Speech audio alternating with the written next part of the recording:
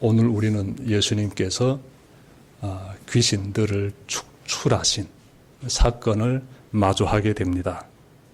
이 사건은 다음과 같은 배경을 가지고 있는데요. 해질녘의 제자들과 함께 예수님이 이렇게 언한 곳으로 배를 타고 이동하십니다. 그곳이 어딘가 봤더니 갈릴리 호수에서 보게 되면 남동쪽에 위치한 가다라라는 지방이 되겠습니다. 그래서 예수님께서 가다라 지방으로 가시기 위해서 배로 이동하시는데 도중에 큰 풍랑을 만나게 돼요. 그래서 배가 이렇게 뒤집힐 수 있는 그런 위험에 처하게 되는데 예수님은 배 선미에서 누워 주무시고 계셨습니다. 제자들이요 막 예수님을 깨우지요. 우리를 구원해 달라고. 예수님께서 깨어나셔서 제자들을 책망하시는데 이렇게 말씀하셨어요. 어찌하여 무서워하느냐? 믿음이 작은 자들아. 무서워하지 말라는 거예요. 믿음이 작은 자들아. 내가 너희와 함께하고 있지 않느냐? 두려워하지 말아라. 이런 뜻이 그 말씀 속에 담겨져 있지요.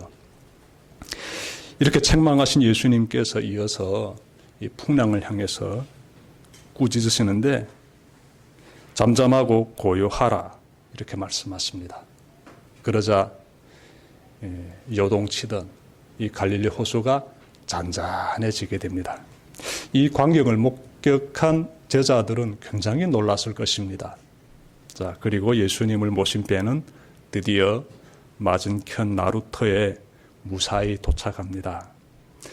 배에서 내린 예수님은 가다라는 그 성읍 이름이 되고 또 그 지역 이름도 되는데 가다라 성읍이 있는 쪽으로 예수님께서 걸음을 옮기십니다.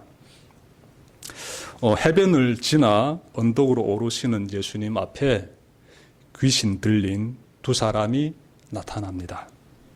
그들은 사회로부터 인간 취급을 받지 못한 채 무덤 주위에서 살고 있었습니다.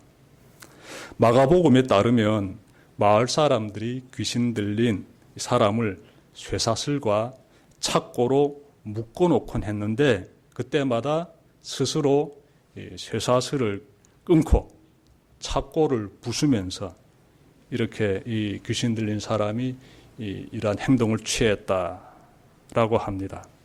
굉장한 힘을 발휘하는 거예요. 사람의 이 몸속에 귀신이 들어오게 되면 이렇게 큰 힘을 이렇게 발휘하는 것 같습니다. 마가복음은 여기에 대해서 이렇게 기록하고 있어요. 이 사람들은 무덤 사이나 산속에서 살면서 밤낮 소리를 지르고 돌로 제 몸을 이렇게 상처내면서 광기를 부렸습니다. 그래서 이러한 상황 가운데 처한 사람들의 몰골이 어떠했을까 우리가 좀 그려볼 필요가 있겠습니다. 이 귀신 들린 사람들, 이 광기를 부리는 사람들, 이 사람들의 몰골이 어떠했을까? 제대로 옷인들 걸쳤겠습니까? 제대로 머리라든지 수염을 다듬었겠습니까? 제대로 이렇게 샤워라도 했겠습니까? 정말 그 사람들을 탁 보게 되면은 그냥 시선을 확 돌리고 싶을 정도로 사람 모습을 하지 않고 있었을 것 같습니다. 다가가게 되면 몸에서 악취가 풍겼을 것이고 그 사람들의 눈을 보게 되면은 시퍼런 광기가 비쳐났기 때문에 정말 피하게 되었던 것이지요. 그래서 성경 보게 되면 사람들이 그들이 무서워서 피해 다녔다라고 말씀하고 있습니다. 그런데 예수님이 그곳으로 지금 다가가십니다. 예수님이 다가오시자 이 귀신 들린 사람들이 예수님 앞에 나타납니다. 마태복음에서는 귀신 들린 사람 두 명이 등장하는데 무덤 사이에서 나오다가 예수님과 마주쳤다 이렇게 말씀하고 있어요. 그런데 마가복음 보게 되면은 마가복음 5장 6절에서는 귀신 들린 자 한 명이 나타납니다. 한 명이 멀리서 예수님을 보고 달려와서 엎드렸다라고 기록하고 있어요. 어디에서? 마가복음에서는. 귀신 들린 자가 한 명이냐 아니면 두 명이냐 의견이 분분한데 대부분의 신학자들은 두 명이었다라고 보고 있습니다. 원래 귀신 들린 자가 두 명인데 예수님과 대화한 사람은 한 명이어서 마가복음에서는 한 명으로 나온다라고 해석하기도 해요. 뭐 아무튼 이런 건 별로 중요한 거 아니에요. 중요한 거는 이 귀신 들린 자들이 예수님을 대하는 그 모습이에요. 그 장면입니다. 그들은요, 큰 소리로 말하는데 예수님께 내용을 보니까 그들의 내면에 움츠리고 있는 귀신들의 말이었어요. 귀신들이 뭐라고 말하는지 우리가 말씀 속에서 찾아봅시다. 29절 보니까 그들이 외쳐 말하였다. 하나님의 아들이여, 당신이 우리와 무슨 상관이 있습니까? 때가 되기도 전에 우리를 괴롭히려고 여기 오셨습니까? 30절, 마침 거기에서 멀리 떨어진 곳에 노아 기르는 큰 돼지떼가 있었다. 귀신들이 예수님께 간청하였다. 31절이지요. 우리를 쫓아내시려거든 우리를 저 돼지들 속으로 들여보내 주십시오. 이 귀신 들린 자가 예수님에게 다가와가지고 큰 소리로 말하는데 무슨 말 하나 봤더니 세 가지를 말하고 있어요. 좀 찾아봅시다. 가장 먼저 우선 뭘 말하는가 봤더니 예수님이 누구신지를 말했습니다. 귀신들은 예수님이 하나님의 아들이심을 알고 있었습니다. 마가복음 5장 7절 보게 되면은 귀신이 예수님의 이름까지 부릅니다. 하나님의 아들 예수여라고 말합니다. 마태복음에서는 예수님 보자 하나님의 아들이여라고 말하고 있는데 마가복음은 더 구체적이지요. 하나님의 아들 예수여라고까지 말합니다. 누가 이 귀신들이 누굴 통해서 귀신 들린 사람을 통해서 이렇게 큰 소리로 말하고 있습니다. 여러분, 귀신이 예수님을 한 번에 알아봅니다. 그리고요, 이 귀신은 우리의 신앙 상태도 단 한 번에 알아봅니다. 알고 계십니까, 여러분들? 우리 신앙 상태를요. 저는 여러분들의 신앙 상태를 정말 잘 모릅니다. 제가 어찌 다 알겠습니까? 근데 귀신들은요, 한 번에 알아봅니다. 사도행전 보게 되면은 어떤 장면에 나오는가 하면 예수님을 믿지 않는 사람이 예수님을 믿지 않는 여러 사람들이 등장하는데 이 사람들이 악영이 든 사람에게 다가가서 예수의 이름으로 명령합니다. 그러자 이 악영이요 뭐라고 말하는가 봤더니 내가 예수도 알고 바울도 아는데 너희는 누구냐 라면서 공격을 가합니다. 이런 장면이 사도행전 19장에서 나오는데 이것은 무엇을 말해주는가 하면 귀신들은 누가 예수 믿는 사람인지를 정확히 알고 있어요. 정확히. 저희 아내가 한국으로 올 때 한 탈북민 여성을 만났습니다. 우리 한국 올 때 정말 중국에서 또 동남아 지역으로 이렇게 막 거치면서 오지 않습니까? 그때마다 우리는 또 그 일행들을 만나게 돼요. 새로운 낯선 사람들을 만나게 되지요.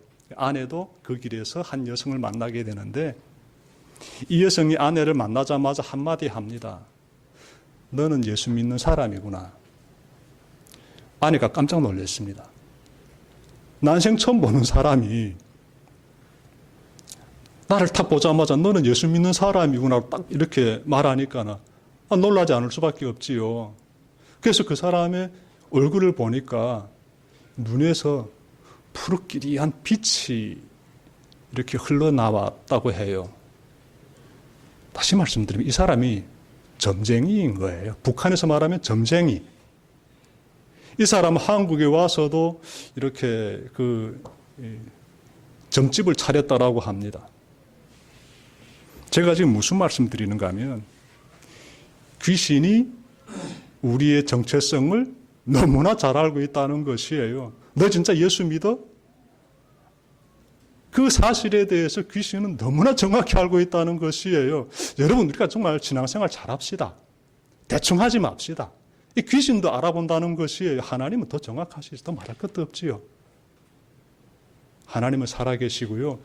이 땅에서 지금 움직이고 있는 귀신들도요, 예수님 시대에만 귀신이 존재한 것이 아니에요. 지금도 귀신이 인간의 마음 가운데 들어가가지고 틀고 앉아가지고 너 예수 믿는 사람이구나, 너 예수 제대로 믿지 않고 있구나, 이렇게 지금 나름 평가하고 있습니다. 이것이 지금 현실이에요. 정신 차리고 믿음 생활 잘 해야 되겠지요. 두 번째로 귀신이 뭘 말하는가 봤더니 아직 심판의 때가 되지 않았는데 왜 오셨습니까? 라고 질문해요. 예수님에게. 아직은 당신이 오셔가지고 우리를 심판할 때가 아닌데 왜 지금 우리에게 찾아오십니까? 라고 항변하는 것이나 같아요. 무슨 말 합니까, 지금? 하나님의 최후의 심판에 대해서 귀신이 너무나 잘 알고 있습니다. 그날이 되게 되면 자신들이 어떤 징벌을 받게 될지를 알고 있어요. 이 귀신이란 영적인 존재가. 예. 귀신도 알고 있는데 하나님의 형상으로 지음받은 우리 인간들은 지금 어떻게 살고 있습니까? 예수 믿는 사람들은요, 분명합니다. 하나님께서 세상을 주관하시고, 예. 또 하나님께서 장차 이 최후 심판의 그 날도 이렇게 미리 딱 예비하고 계시는데 우리는 그 사실을 이 성경을 통해서 깨달아가고 있는데, 그래서 그 사실이 너무나도 준엄한 사실이기 때문에 하나님의 최후 심판이라는 그 자리가 너무나 준엄한 자리이기 때문에 나만 구원받는 것이 아니라 나와 함께하고 있는 그 사람들도 다 구원받도록 내가 복음을 잘 전해야 되겠다, 이런 각오를 날마다 가지게 되지요. 저도 그런 각오를 가집니다. 그래서 불신자들 만나게 되면 어떻게 하나 전하려고 해요. 하나님의 최후 심판이 있기 때문에. 이 귀신들도 알고 있는 최후 심판이 그날에 대해서 당신도 알았으면 좋겠다라는 그 간절한 마음을 가지고 있기 때문에, 안타까운 마음을 가지고 있기 때문에 전하는데요. 그 불신자들의 반응은요, 굉장히 참 저를 속상하게 합니다. 지나가는 바람 소리만도 정말 못하게 여기더라고요. 대수롭지 않게 여깁니다. 아무리 간절히 얘기해도. 들은 척조차 안 하는 것 보면서 정말 속만 타들어가는데, 포기하지 말고 우리는 항상 깨어가지고, 이거 분명한 엄연한 사실이기 때문에 계속 전해야 돼요. 깨어가지고. 오늘 말씀 통해서 우리가 좀 더 다시 한번 이 부분에 대해서 잘 정리합시다. 귀신도 하나님의 최후 심판의 그날에 대해서는 너무나 잘 알고 있어요. 그래서 아직 그때가 도래하지 않았는데 왜 지금 왔습니까? 라고 예수님께 질문하고 있지 않습니까? 하나님의 최후 심판이 그날이 다가오기 전에 우리가 최선을 다해가지고 아직까지도 주님을 정말 부인하고 있는 그 불신자들에게 구원의 복음을 꾸준히 잘 전하는 우리 모두가 되기를 바랍니다. 자, 귀신이 끝으로 무슨 말 하는가 봤더니 우리를 내쫓으시려거든 저기 멀리에 있는 돼지떼 속으로 들어가게 해주십시오 라고 간청합니다. 여러분, 이 귀신이라는 존재는요, 예수님 앞에 서게 되면은 저항을 못해요.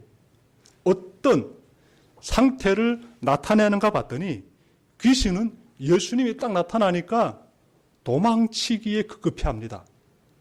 어떻게 하나 그 자리를 피하고 싶어 해요.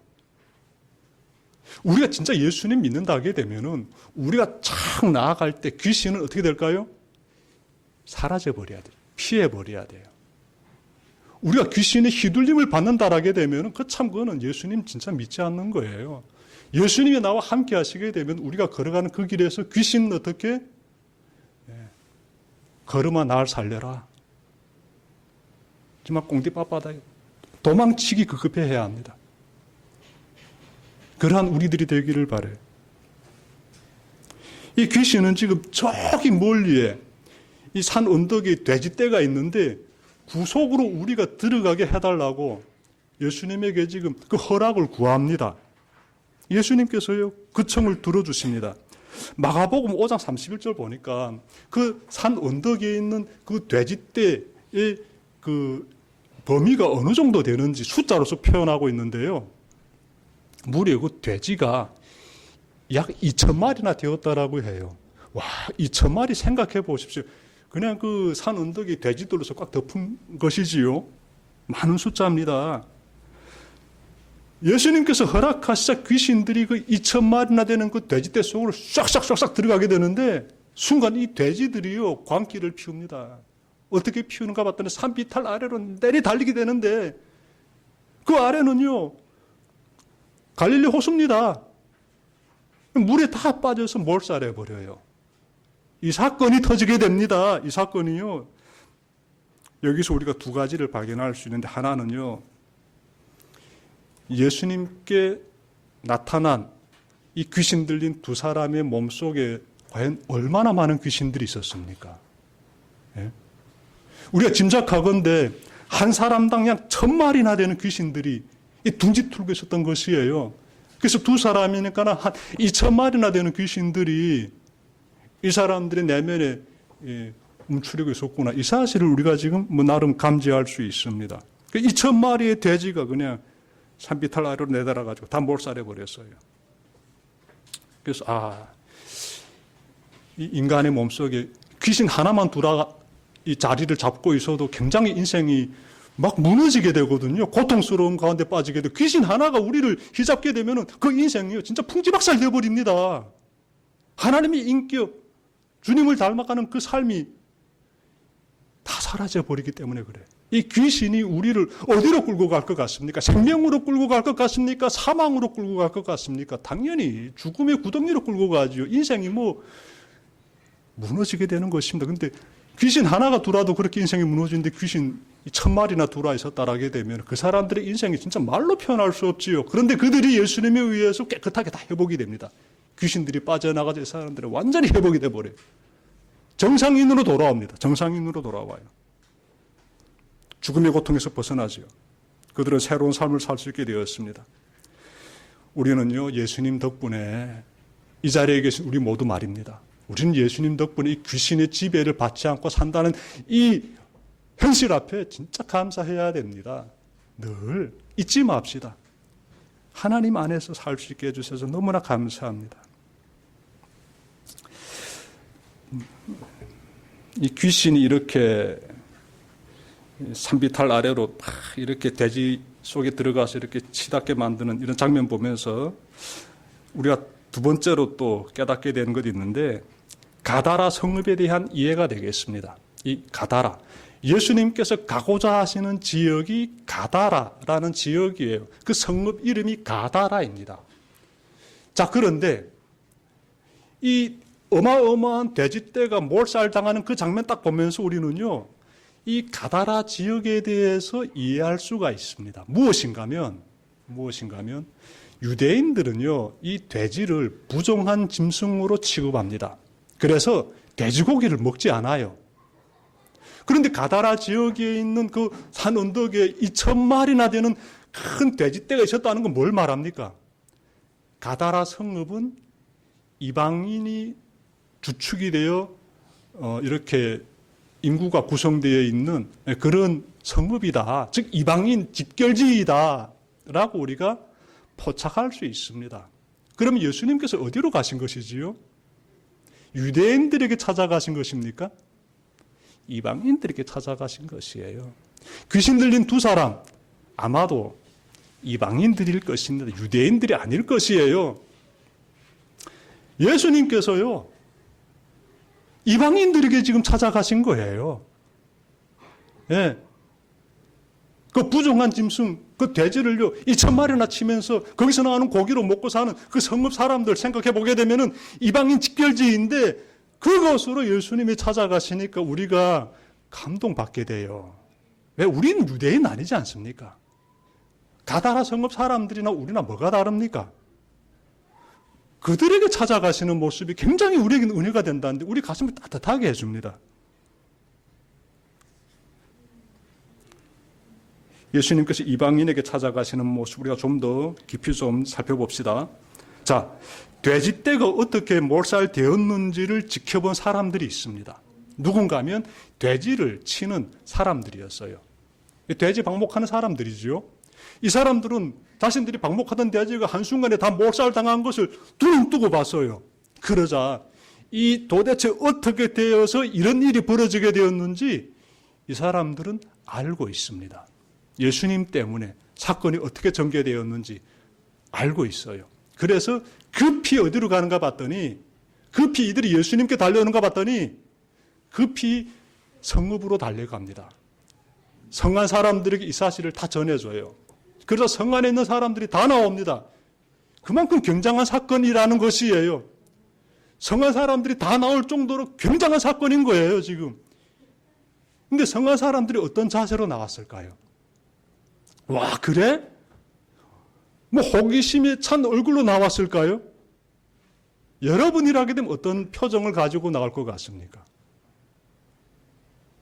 여러분, 2,000마리의 돼지가 한순간에 몰살당했다라게 되면은 어마어마한 큰 이 물질적 피해를 당했다는 것이지요. 누가? 그 지역 사람들이. 그러니 화가 나겠지요. 분노하겠지요. 좋은 표정이 아닙니다. 누구 때문에 이렇게 되었는지 그 장본인을 찾아가지고 손해배상 받아내야 되겠다. 이런 생각을 가지게 되는 것, 이거 당연한 거 아니겠습니까?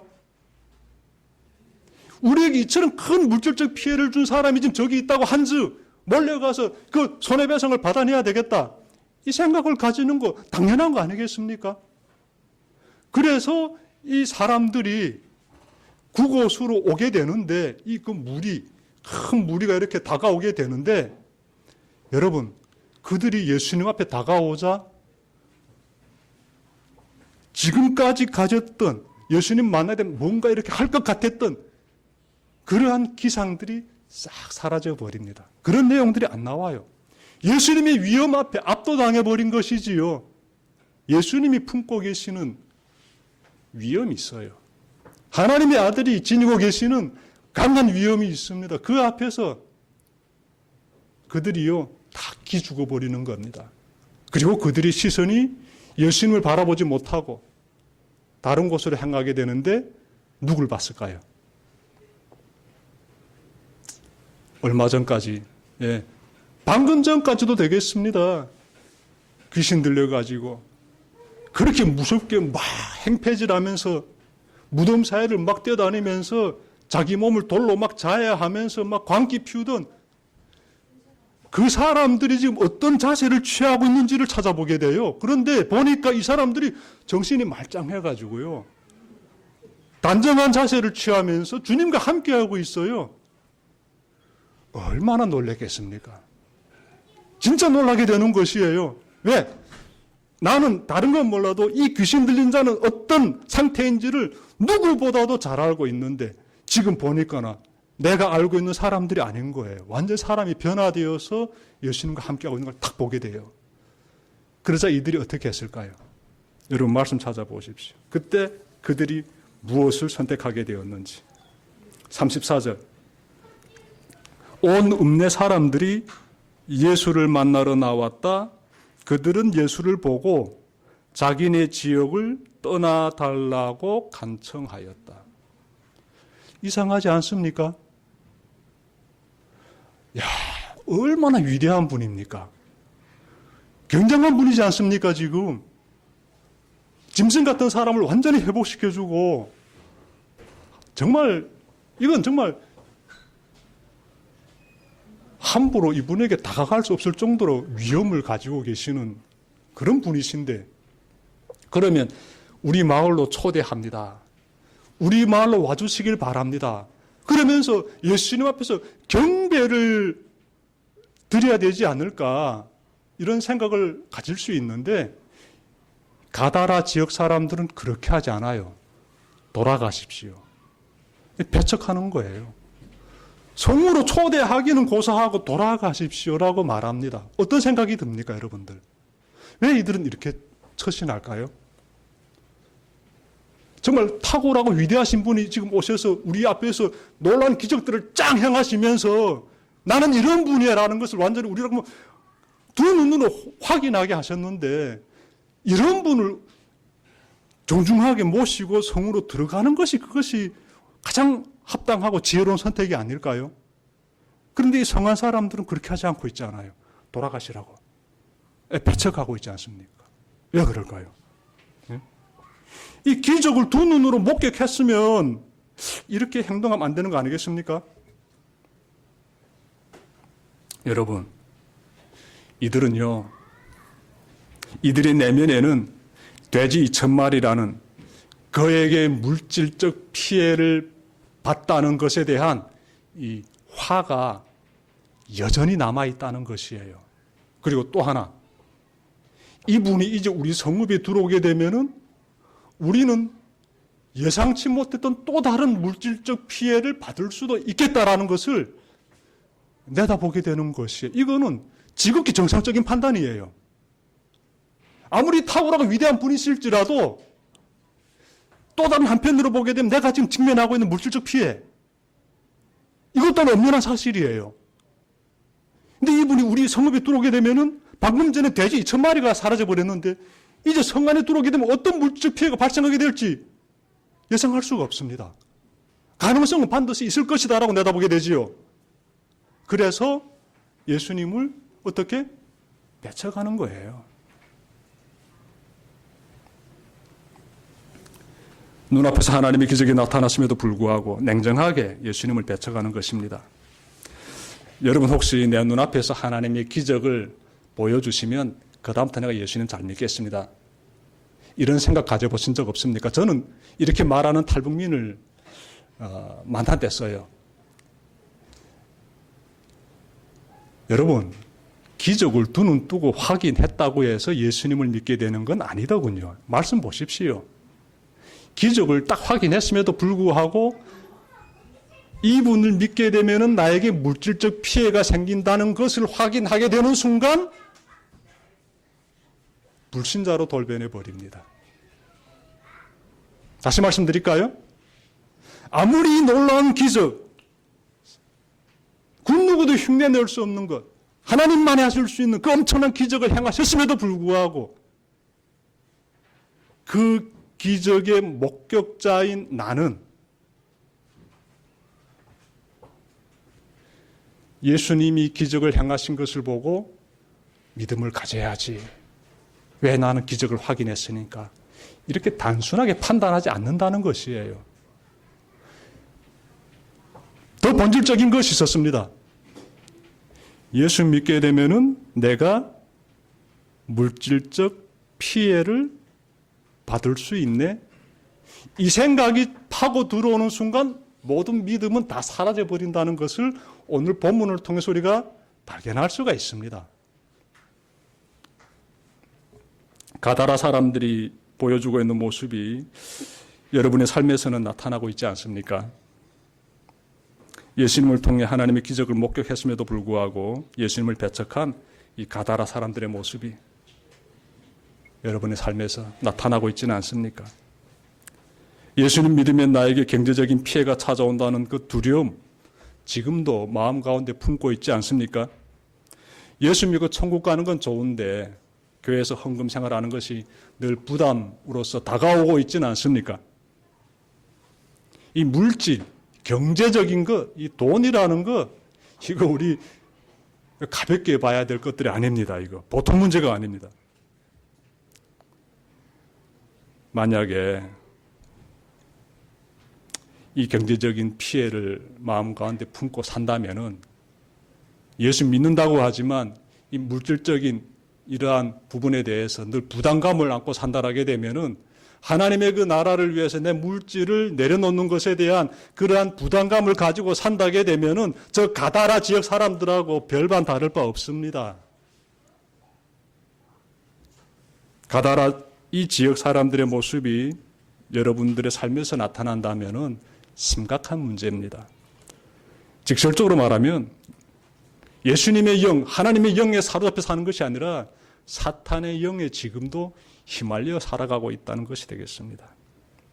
저는 설교 중에 헌금에 대해, 특히 11조에 대해 언급하는 것이 좀 힘듭니다. 솔직히 말씀드리면 힘듭니다. 왜냐하면 우리 교우들이 살아가는 삶의 자리가 어렵기 때문에 그래요. 멀리에서 교회로 이렇게 찾아오는데 드는 그 기름값이요, 얼마나 만만치 않은지 제가 알아도 너무나 잘 압니다. 우리 분들이 가차에 계시지 않잖아요. 멀리서 오니까나, 야, 이거 쉽지 않다.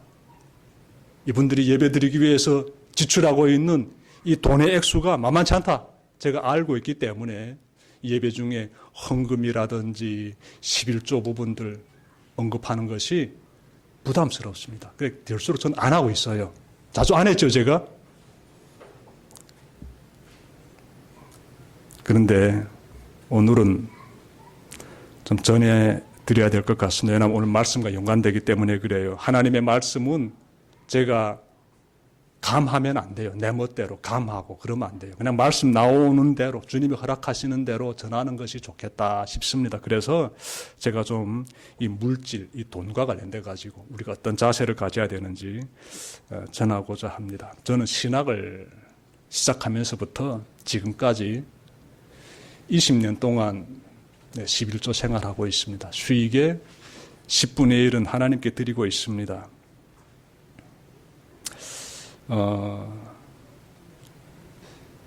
20년이라는 시간 동안 이렇게 자녀들도 여러 명 태어나게 되고 또 여러 가지 일들을 겪으면서 헌금 생활하고 있는데 저는 그 가운데서 하나님의 보이지 않는 그 손길을 정말 자주 경험하고 있습니다. 11조 드리는 거 저도 솔직히 만만치는 않아요. 하나님께서 어떻게 도와주시는지 제가 경험한 바를 말씀드리면 일단 저는 교회로부터 사례비를 받게 하시더라고요. 하나님께서 사례비를 받게 하시고 그리고 하나님께서 또 아내가 건강이 편두통으로 늘 안 좋지 않습니까? 근데 계속 건강을 지켜주시면서 회사에서 일하게 하시더라고요. 그래서 두 사람의 그 월급이 모아져 가지고 세 자녀를 키우고 생활할 수 있도록 이렇게 하나님께서 이렇게 길을 열어주시는 거예요. 정말 잠언 30장에 있는 말씀처럼 부하게도 하지 않으시고 궁핍하게도 하지 않으시고 우리가 생활하는 데 부족함이 없도록 늘 채워주십니다. 그 가운데서 살아가고 있는데 저희 자형은 누이의 남편이지요. 저희 자형이 건설업에서 일합니다. 노가다 일하고 있어요. 자형이 한 달 받는 수익이 얼마인지 저는 압니다. 우리 부부가 합친 돈보다 더 많아요. 자형이. 그런데 우리는 살면서 11조를 드리는데 그러면 삶이 굉장히 힘들어야 되지 않습니까? 11조만 드리나요? 헌금 생활도 하지. 그런데 하나님께서요. 눈 퍼렇게 뜨고 살펴보시고 지켜주십니다. 그래서 아내와 저가 늘 살면서 자주 드리는 기도 제목이 잠언 30장의 9절에 있는 말씀이지요. 너무 부하게도 마시고 가난하게도 마시고 적절히 주십시오. 근데 저희 큰딸이 어느 날 그러더라고요.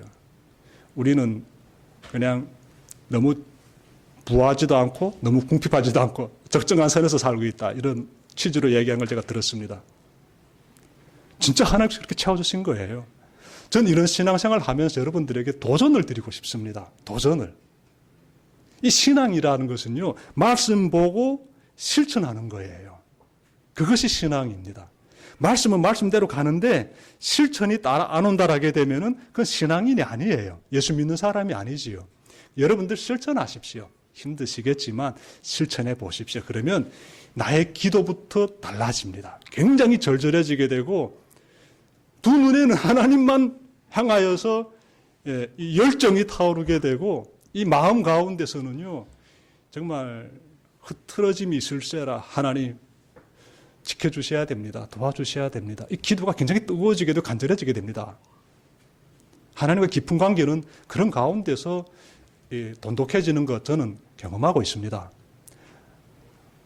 그러니 여러분들께서 하나님께 물질을 드릴 때 이 돈이라는 문제 앞에서 잘 정리하고 잘 마음의 각오를 다지고 그리고 실천하시길 바랍니다. 뭐 기적을 보게 되면 믿음 생긴다고 천만의 말씀. 기적 보고도 돈의 문제 앞에서는요. 아이고 믿음 다 버리더라고요. 이 가다라 사람들처럼. 진짜 기적 하나님의 역사를 경험하고 싶으면요. 돈의 문제부터 극복해야 됩니다. 그러면 됩니다. 진짜 소중한 것이 무엇인지 내 몸에서 표현할 수 있는 것 그리 많지 않아요. 이 길지 않은 인생 가운데서 진짜 소중한 것은 이것입니다라고 우리가 삶으로 표현할 수 있는 것이 많지 않습니다. 그 중에 하나가 돈의 문제가 되겠습니다. 여러분들 오늘 말씀 잘 기억하면서 우리가 마음 가운데 행여라도 가다라 사람들처럼 이 물질의 노예가 되어버려가지고 예수님을 배척하는 예수님을 돌아가시라고 이렇게 물리치는 그런 부끄러운 모습들이 있지는 않는지 잘 살펴보시고, 그렇지 않다면은 정말 이 지금까지 바르게 걸어오는 이 믿음의 삶을 앞으로도 쭉 잘 걸어가시기를 바랍니다. 자, 끝으로 오늘 본문에서 나오지 않지만 마가복음에서 기록한 내용이 있는데요. 마가복음 5장 19절부터 20절 보시면 예수님께서 가다라 지역 사람들을 포기하지 않으십니다. 마태복음에서 왜 이 부분이 생략되었는지 저는 좀 아쉬워요. 솔직히 개인적으로. 마가복음 보게 되면 나와요. 어떤 장면이 나오는가 하면 예수님께서 그 자신을 배척한 가다라 지역으로 사람들을 파송하십니다. 복음을 전해라고 파송하십니다.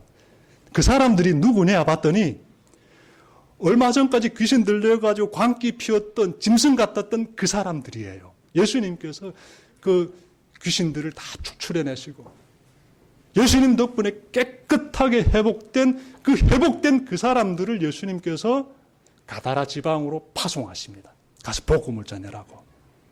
하나님께서 어떻게 역사하십니까? 저라면은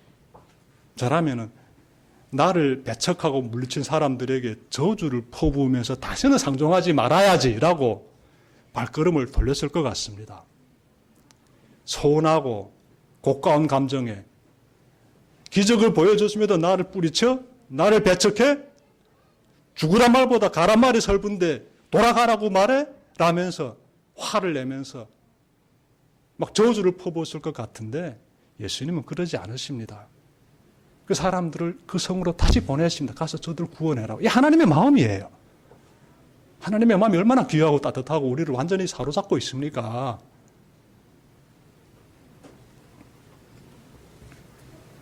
예수님은요, 포기하지 않으시고 그 사랑의 복음을 전해서 그들도 다 하나님의 백성으로서 구원받기를 원하신다는 사실 항상 잊지 마시길 바랍니다. 저물어가는 2024년의 마지막 한 주가 시작이 됩니다. 악한 영에 매어 죽어가던 우리를 살리신 예수 그리스도의 은혜를 늘 감사하며 한 해를 잘 마무리하시고 새해를 기쁘게 즐겁게 잘 맞이하시기를 주님의 이름으로 축원합니다. 기도드립시다.